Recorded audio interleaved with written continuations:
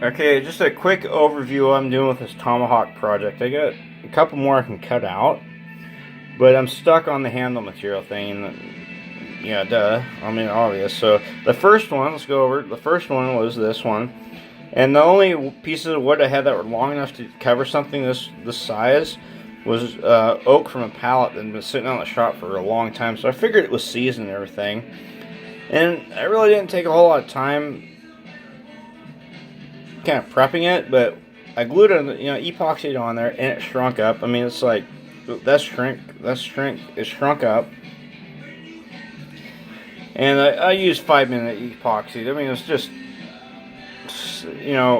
I know I did that knowing I can take it back off and make a new handle, and then throwing it, because I'm winging that sucker around like Daniel Day-Lewis and Last of the Mohicans, and just hitting the ground every single time. So the wood cracks and splits and everything, that happened. So I decided to do what's called the homemade micarta thing, and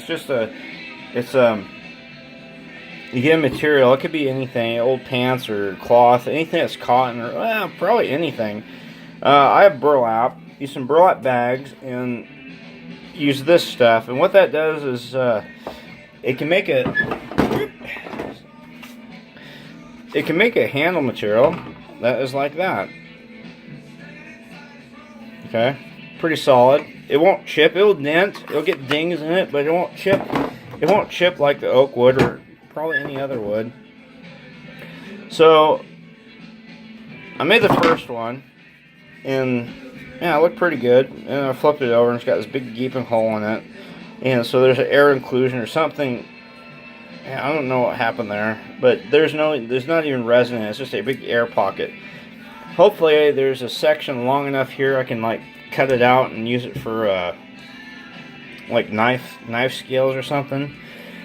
Well, I made the second one much bigger and thicker. This is 12 layers of that same burlap, and cut it in half, and it's pretty solid. It's got some soft spots in it here, and I'm not too worried about it, because what I'm going to do is when I drill the holes for the pins, there's going to be other holes inside, so the resin and the epoxy can bleed through and make it like an interlocket.